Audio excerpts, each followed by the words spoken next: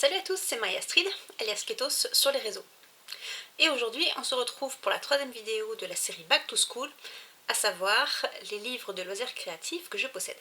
Donc c'est pas forcément un exercice facile, ça va me permettre de refaire un petit peu mon parcours en termes de loisirs créatifs, et je vais aussi m'inspirer de Willy Melly, qui a fait une vidéo sur ses livres au mois de juin, je crois. Et sûrement que je vous présenterai un patron que j'aimerais faire dans les différents livres. Allez, c'est parti. Donc, comme je vous disais dans la première pack, j'ai toujours eu de quoi faire des loisirs créatifs à la maison, que ce soit de la peinture, des perles, de la peinture au numéro, des Scooby-Doo, des bracelets brésiliens. Vraiment, il y a toujours eu de quoi nous occuper à la maison. Il y a eu également pas mal de récup. Et donc les premiers livres que j'ai eus et que j'ai gardés, ce sont ceux-là. Alors celui-là, Perles de rocaille au fil du temps, de Brigitte Bonnave. Il est de 93, mais je pense pas que ce soit le premier que j'ai eu. Pour moi, le premier que j'ai eu, c'est celui-là, le numéro 1 de Christine Hogg, Perles de rocaille. Celui-là, je l'aimais bien. Je me rappelle avoir fait le crocodile, les petites fleurs là. C'était une édition junior qui était vraiment pas mal pour les enfants. Moi, je me suis toujours dépatouillée toute seule, vraiment. Bon, si j'avais besoin d'aide, ma maman était là. Mais vraiment, j'ai toujours trouvé très très bien ces bouquins. Alors, on commençait souvent par des grilles de tissage. Il y avait des explications diverses et variées pour faire les bijoux. Donc, c'était vraiment des thèmes pour enfants avec des... mais ça faisait vraiment le job. Ça, ce modèle-là, je l'aimais pas trop. Ceux-là, ils m'ont toujours fait sourire. Ah, ce modèle-là, j'adorais. Celui-là avec les motifs en triangle. Celui-là, j'en ai fait pas mal. J'ai également fait pas mal celui-ci avec les petites fleurs. Alors, on pouvait également les monter en barrette, mais ça, je faisais pas. De toute façon, avec mes cheveux, les barrettes, même quand j'avais les cheveux longs, ça ne servait à rien. Et on passait ensuite au petit bonhomme et au crocodile. Donc, comme tout le monde, je pense, j'ai fait le crocodile.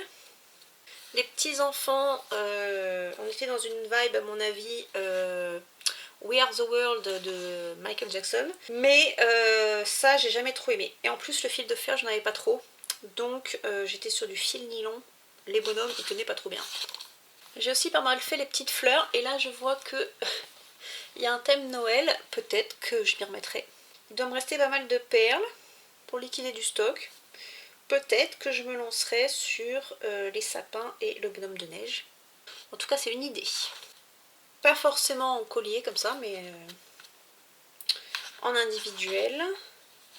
Le tissage, j'en ai pas fait beaucoup. Cette édition-là, c'est de 97.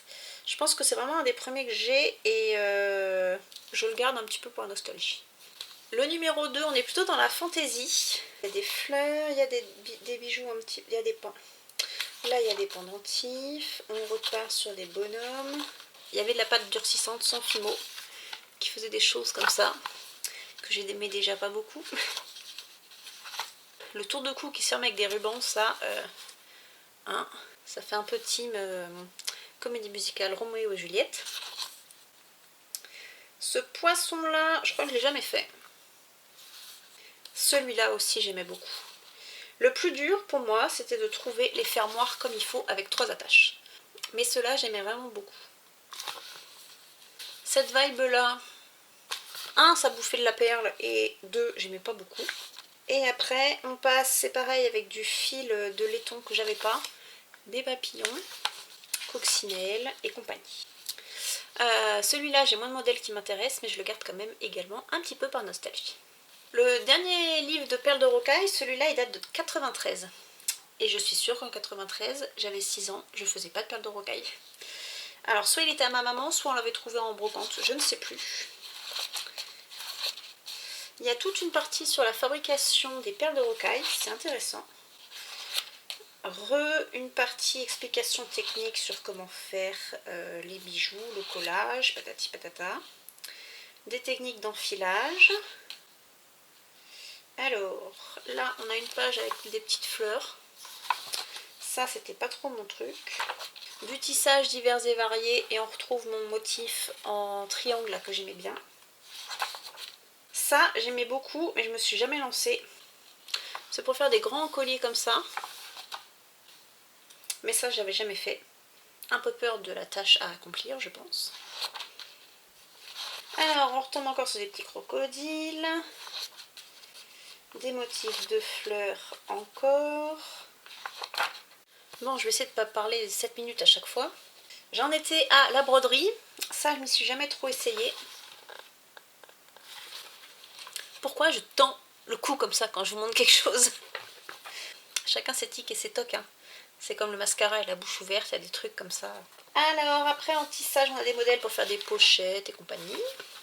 Et ce que j'aimais bien, mais j'ai pas réussi à en faire beaucoup, des bracelets comme ça, c'était mettre des perles à l'intérieur des... Comment ça s'appelle? Des épingles à nourrice. Et après on mettait un fil dans tous les trous de chaque côté des épingles et ça faisait des bracelets élastiques. Je trouvais l'idée pas mal. Alors après en collier c'est peut-être un peu grossier, mais en bracelet j'aimais bien l'idée. J'ai dû en faire un ou deux. On repart sur des papillons et des abeilles. Et encore des petits bonhommes. Après le plus dur c'était de trouver certains articles en mercerie pour faire exactement ce que je voulais. Mais en tout cas je garde en souvenir ces livres là.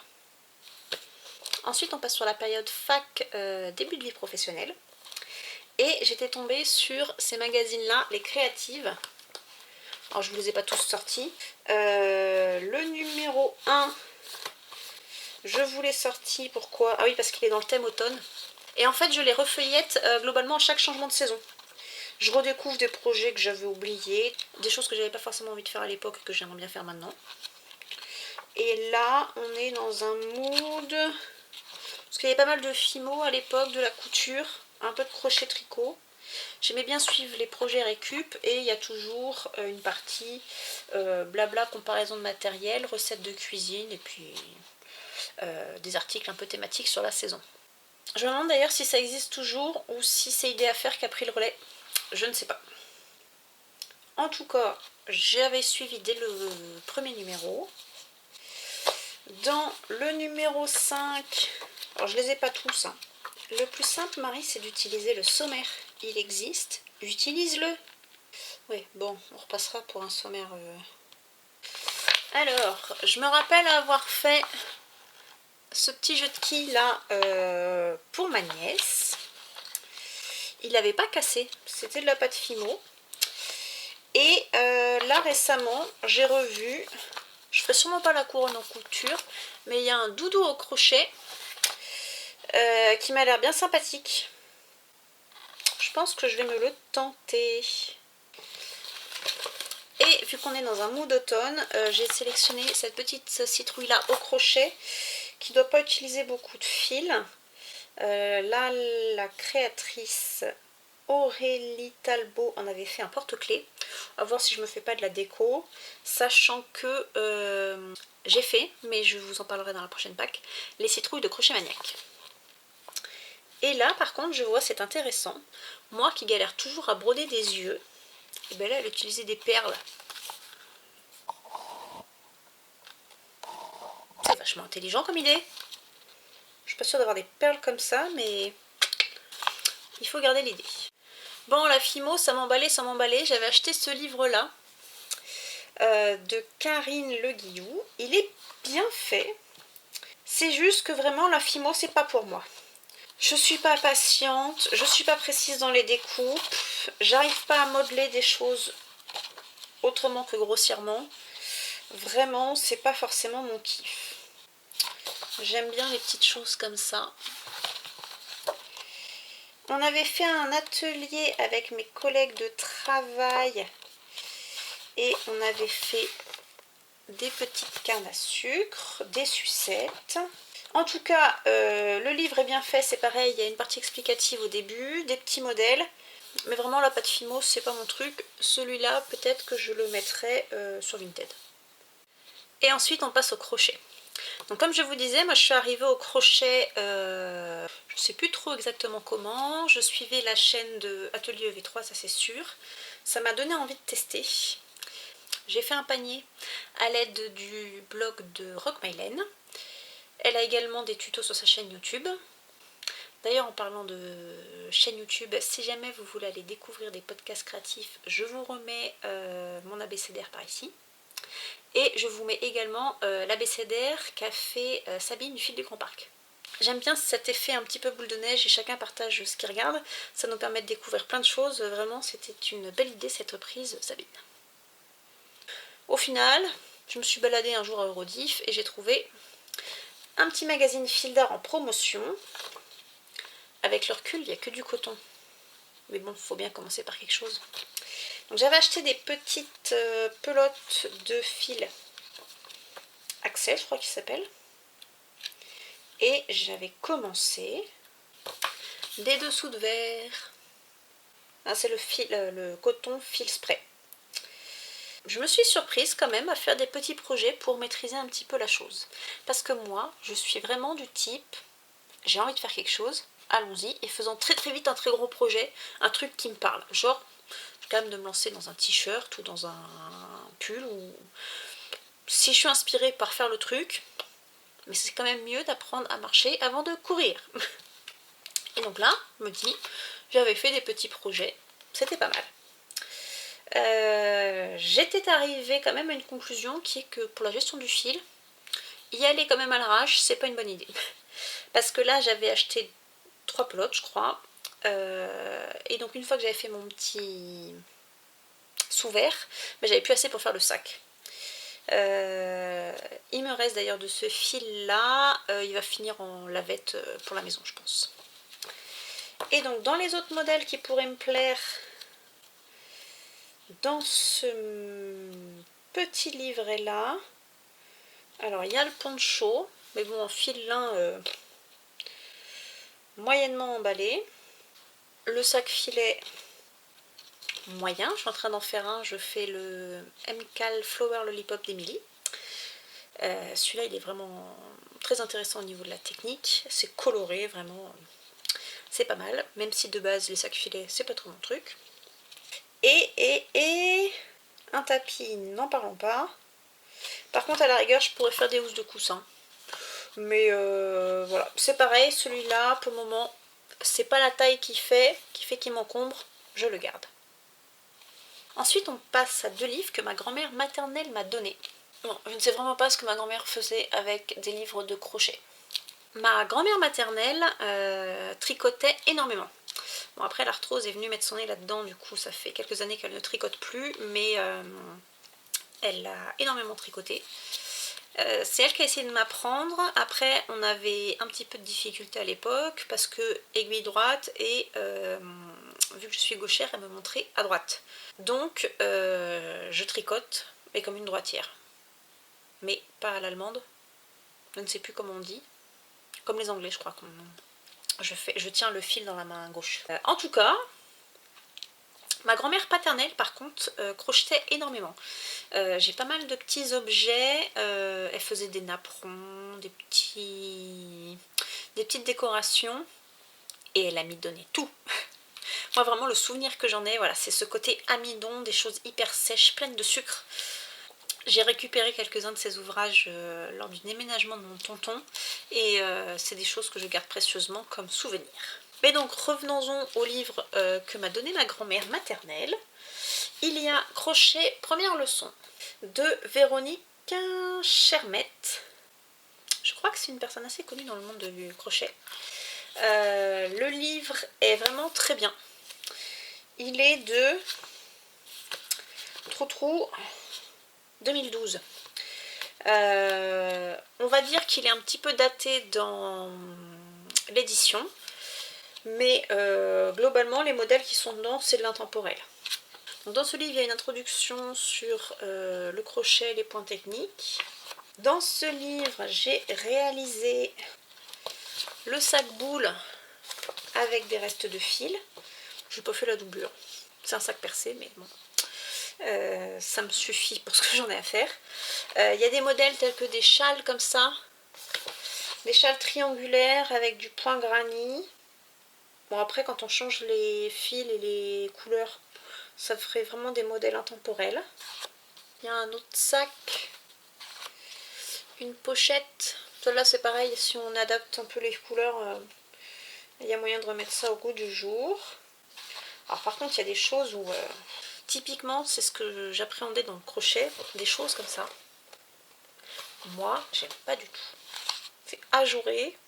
Parce que moi, j'ai un côté pratico-pratique en fait. Quand je fais des vêtements ou autre, sauf si c'est pour un événement précis, où j'ai une idée artistique par exemple, je me suis pas encore remis à faire une tenue steampunk avec des éléments au crochet, mais le jour où ça me prendra, je sais que voilà, il y aura de la dentelle, du détail, de la finesse.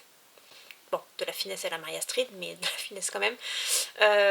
Vraiment, ce sera des objets avec un but. Donc ce sera pas forcément chaud ou autre. Par contre, quand je fais des vêtements, moi je suis une frileuse et j'aime pas les motifs ajourés. Celui-là, déjà dans le dos, c'est limite, hein. Donc voilà, un gilet sans manches ajouré comme ça, je vois pas trop l'intérêt. En plus que je trouve pas ça très très beau. Ensuite, il y a des choses classiques, un tapis, une autre petite pochette. Celle-ci, je me la ferai peut-être. J'ai du fil polyester plein de paillettes que je sais pas quoi faire. Il va peut-être atterrir là-dedans. Ensuite, il y a des modèles de coussins en granit. Globalement, je trouve que c'est un bon livre. Il est dans la gamme Atelier Découverte. Pour faire des initiations, vraiment, c'est pas mal.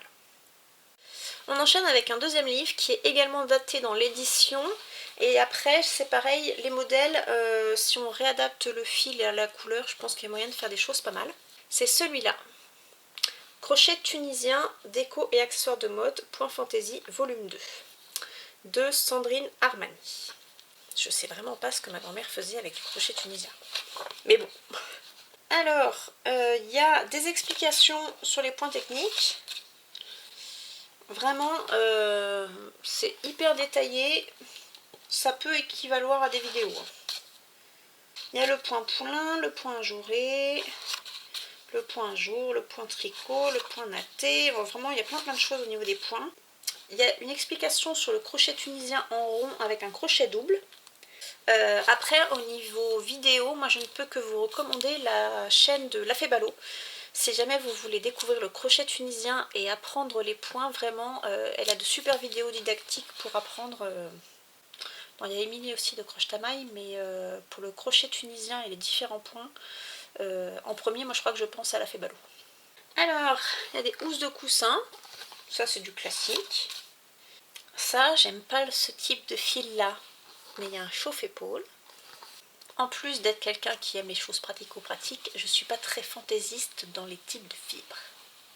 Par contre, après au niveau des couleurs, je peux partir en live, hein, mais dans la gestion des volumes et autres, il y a des trucs, je reste un petit peu classique. Le projet que j'aimerais faire, parce que ça m'intrigue au niveau de la technique, c'est les petites pochettes à trésors comme ça. C'est avec de la laine peignée. Et en plus, là, il y a du travail en bicouleur. Un de ces quatre, il faudrait que je teste. Je suis en plein dans les emballages pour mes calendriers de l'Avent. C'est tout à fait utopiste d'utiliser ce patron pour faire des emballages. Au niveau temps, c'est pas du tout un bon plan. Alors, il y a également, alors ça, au niveau technique, ça doit être coton. Des augmentations, des diminutions, pour faire des chaussons. Au niveau technique, ça doit y aller quand même, hein. Alors, il y a également une écharpe, une deuxième écharpe, celle-là, elle m'a l'air immense. Il y a plein de volants. Ça, c'est un style que j'aime moins. Un objet qui me fait sourire, c'est le chauffe-théière. Ça doit être sympa. Par contre, si jamais j'en fais un, je suis pas sûre de le faire au crochet tunisien. Il y a également bonnet et écharpe. Des petits berlingots en porte-clés. Pareil, avec du fil poilu, un chauffe-épaule et des mitaines. Les mitaines, à la rigueur, elles sont sympas. Un sac que j'aime pas du tout. Une très grande écharpe avec plein de franges qui pendent. J'allais dire ficelle, mais... Un autre sac multicolore. Ça, pour la technique, ça doit être quand même intéressant. Des cache-œufs. Et des pochettes à maquillage, étui à lunettes et pochettes à portable. Ça c'est pareil, au niveau de la technique, c'est sympa. Et on termine par un porte-monnaie. Bon, je blablate. En vrai, je pense que je vais faire plein de cuts au montage, mais au moins j'aurai présenté ce que j'ai envie. Donc celui-ci, c'est pareil, je le garde, vu que je suis pas forcément douée en crochet tunisien. C'est une bonne base et de temps en temps, ça me donne des inspirations également. Ensuite, on passe à un livre que m'a donné une de mes collègues de travail quand elle a déménagé. Il s'agit de Écharpes, Snood et accessoires pour hommes au crochet de Nathalie Petit. Alors tous les modèles me plaisent pas forcément. De mémoire c'était en 2019. J'ai fait plein de cadeaux de Noël au crochet la première année. Et j'avais énormément puisé d'inspiration dans ce livre parce que des modèles hommes, il n'y en a pas beaucoup. Et là en plus c'est des accessoires avec du gros fil, vraiment c'est une bonne base. Alors, j'aime bien le col intemporel. Il y a un nœud papillon que je trouve rigolo mais que j'ai pas encore fait. Là je vais vous présenter 4 modèles d'un coup. Trouver celui que j'aime pas. Alors l'écharpe en granit moyen, le châle, je sais pas si les hommes porteraient des grands châles comme ça. Cette écharpe là, elle est rigolote avec les têtes de mort mais sans plus. Et le col en jacquard ou intarsia? Le col multicolore, il est sympa également, mais je ne me suis pas lancée. Ce qui m'embête dans ce genre d'accessoires, en fait, c'est qu'il faut faire quelque chose d'assez large pour qu'on puisse passer la tête, vu que c'est quand même assez rigide. Là, vu l'utilisation des couleurs sur la photo, on voit bien qu'il n'est pas très souple. Mais si c'est pour se retrouver avec un grand machin ultra ouvert, ben moi je vois pas trop l'intérêt. Parce que moi, l'objectif, c'est d'avoir des trucs collés au niveau du cou. Parce que j'ai froid au cou, moi. Alors, tout le monde n'a pas froid au cou comme moi, mais voilà. Il y a des choses, voilà. Quelque chose qui baille encore plus que ça. Bon, ça encore, ça va. Mais si ça baille encore plus, je suis pas convaincue de l'utilité. Mais c'est pareil, je projette mes propres attentes. Alors que des fois, les gens ont juste envie d'un truc déco, quoi.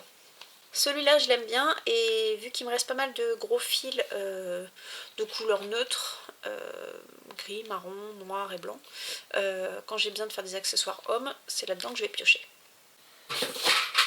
Bon, l'avantage c'est que ça fait une semaine que les bouquins traînent dans l'atelier, je vais pouvoir les ranger au fur et à mesure. On enchaîne avec les amigurumi et je ne vais pas tous vous les présenter. Alors j'ai commencé les amigurumi sur des blogs gratuits et ensuite j'ai adoré les petits animaux de Kuké. Et donc, c'est le premier livre que j'ai acheté. J'aime bien sa façon d'expliquer les patrons. Ensuite, elle a un degré de difficulté que je trouve est assez correct. Et la difficulté augmente souvent avec la quantité de couture qu'il y a à faire. Parce que souvent, en fait, c'est ça qui fait que mes amigurumi ressemblent à rien. La partie crochet, ça va. Maintenant, j'ai compris qu'il fallait que je descende énormément de têtes de crochet. Mais après, c'est toujours la couture qui fait un petit peu tout foirer. Dans ce modèle-là, j'avais fait à ma nièce la tortue. De mémoire, je m'étais pas embêtée à faire les 3 petits points sur la tête. J'adore l'écureuil et le pandarou. Et là, celui que j'ai envie de faire,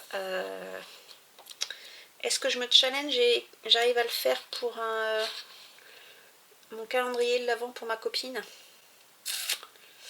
Je ne sais pas. Mais dans mon Mac9 et au pire, je pourrais lui faire pour son cadeau d'anniversaire. Il y a des explications là? Oui.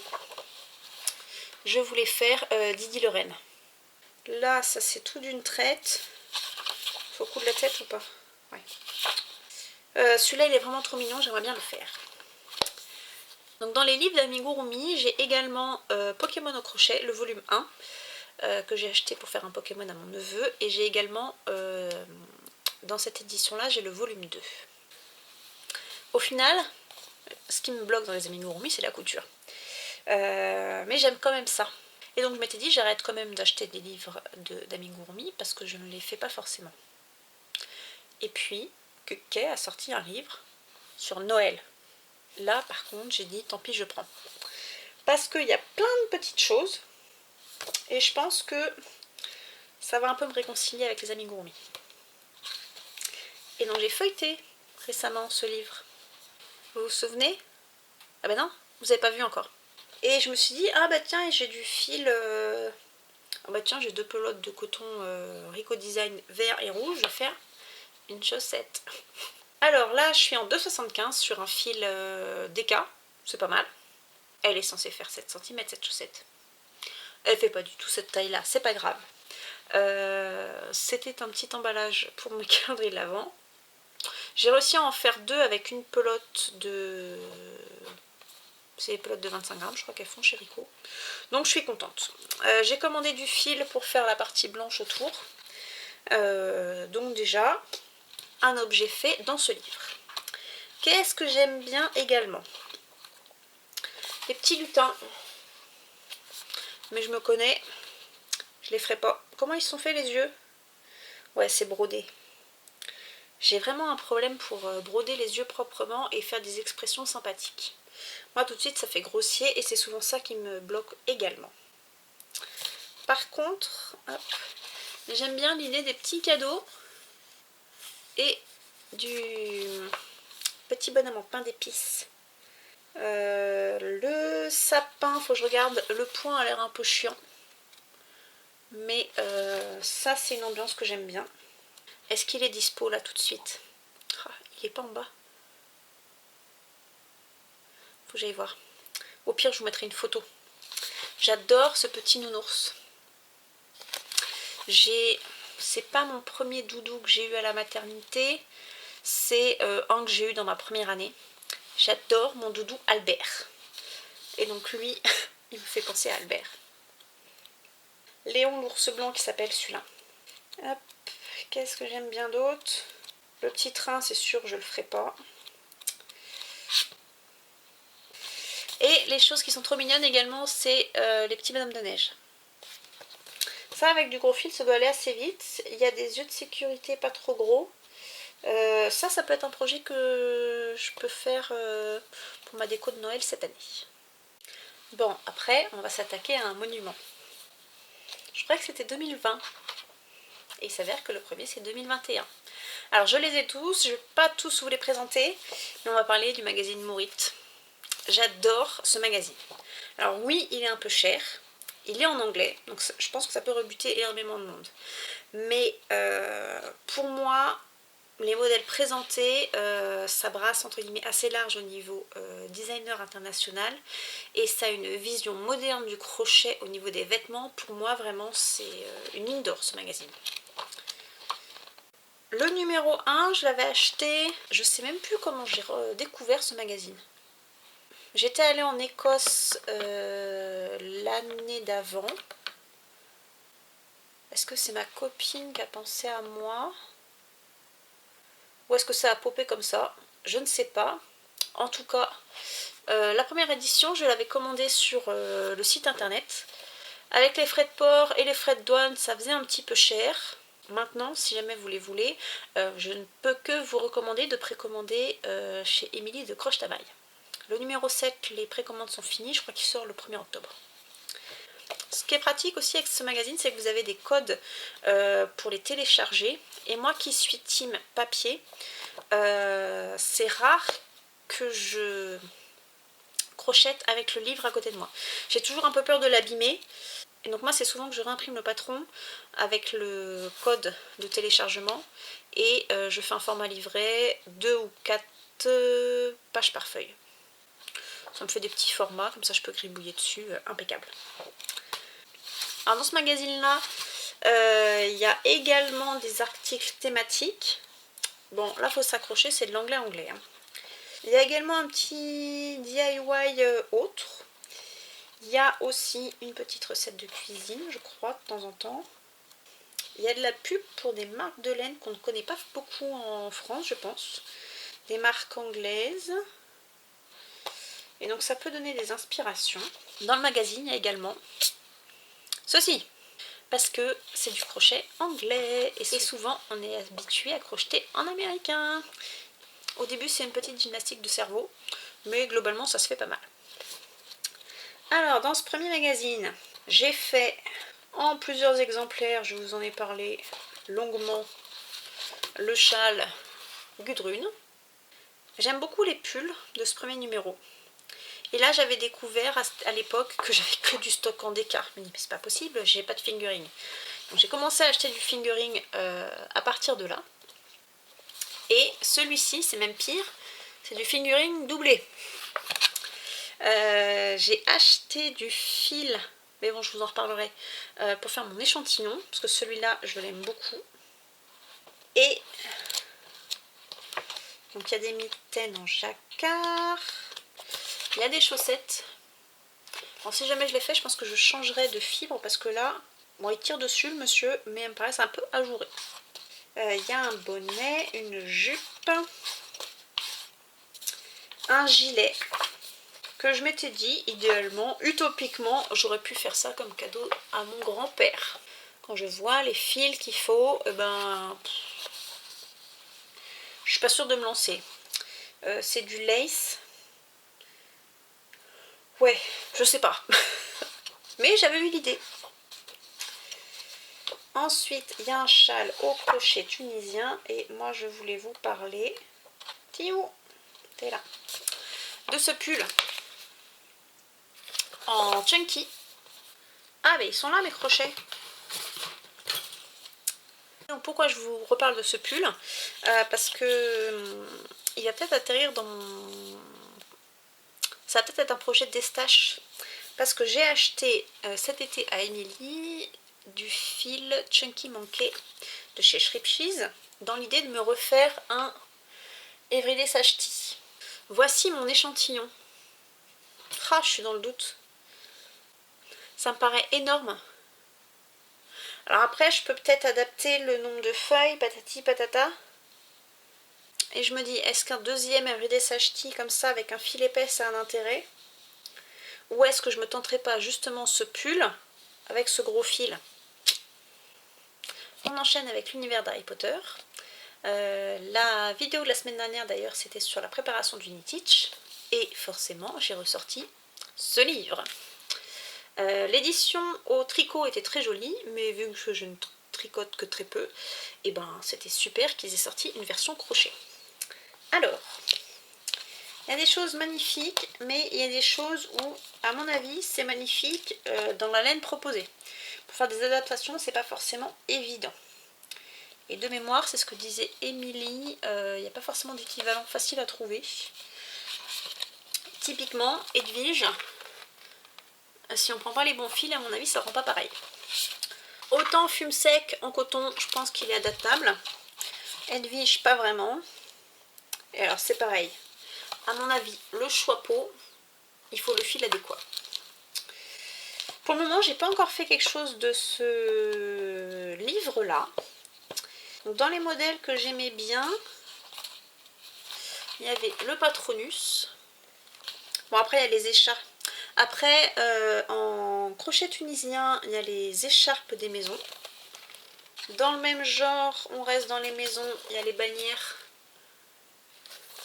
Je pense qu'on peut changer les couleurs pour faire d'autres maisons que Gryffondor. J'aime bien également la couverture Vif d'Or.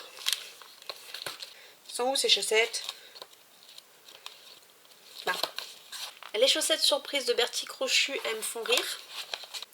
Après, vu la construction, je suis pas sûre que ce soit la meilleure idée de commencer par ces chaussettes-là.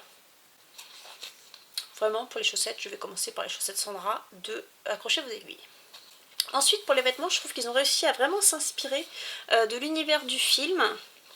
Alors, ce pull-là, je le trouve très beau. C'est le pull d'Hermione dans la salle sur demande. Je ne me rappelais plus qu'elle avait un pull comme ça. C'est un pull en jacquard et je le trouve vraiment très joli.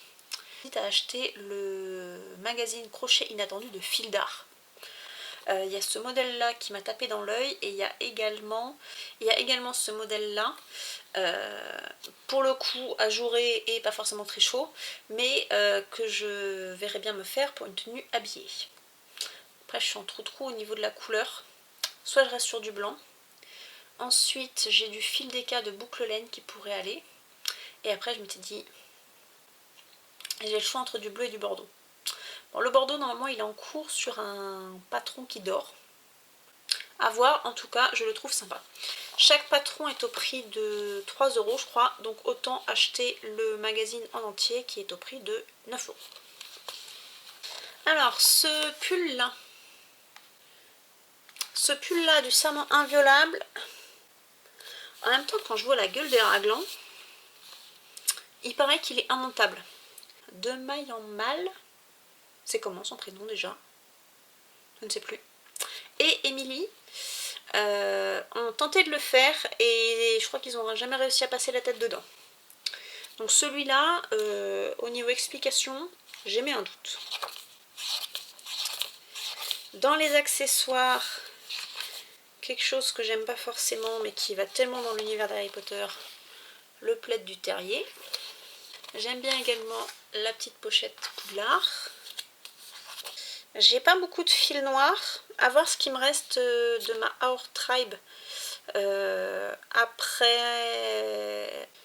après l'avoir utilisé pour divers projets, mais je pourrais me tenter le napperon Sinistros. Et donc comme je vous disais sur la vidéo de préparation du Knit-Stitch, je vais faire ceci, alors pas la version couverture, mais je vais utiliser le diagramme pour faire une petite déco ou un napperon Harry Potter avec des restes de coton. Promis, on arrive au bout. Je voulais également vous parler de magazines que j'aime bien feuilleter. Alors typiquement, moi je suis abonnée à aucun magazine. Mon rite pour les magazines de type fait main crochet ou idée à faire, c'est dès que je prends le train. Vu que je suis madame, j'arrive toujours en avance, j'ai toujours le temps d'aller au relais et typiquement c'est le genre de magazine que j'aime bien feuilleter dans le train. Alors, les fait main crochet, je me suis jamais encore trop lancée dans un projet. Donc il y a des présentations de modèles, des articles sur des designers en particulier, il y a aussi des petits éléments téléchargeables pour avoir des modèles en plus. Alors dans ce magazine là, eh ben, on va rester sur la page de couverture. J'aime bien le pull en chunky.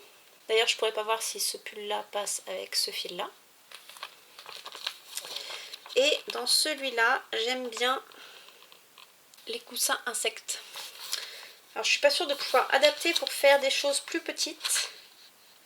Et alors par contre, la couverture en C2C, j'aime beaucoup. Ça c'est le genre de projet par contre où j'ai du mal à me projeter sur d'autres couleurs. En tout cas, ça j'ai trouvé ça sympa. Et c'est pareil, idée à faire. Il y a de la couture, du tricot, des recettes de cuisine, de la fimo, des articles divers et variés sur des sujets créatifs. Alors celui-là, je l'avais acheté je pense pour soutenir Alice Gerfaux. Il est trop mignon ce petit pull. Il y avait également un sac au crochet et des petits amigurumi sur le thème d'Halloween. Et il y avait également des bourses en cuir. Bon, au final, j'ai rien fait de tout ça. Mais c'est des magazines que j'aime bien garder, je vous disais. Et je refais mes choix de projets à faire souvent au changement de saison. En avant-dernier, on a Crochet au naturel. C'est vraiment un livre que je vous recommande. J'avais hésité à l'acheter pendant un moment.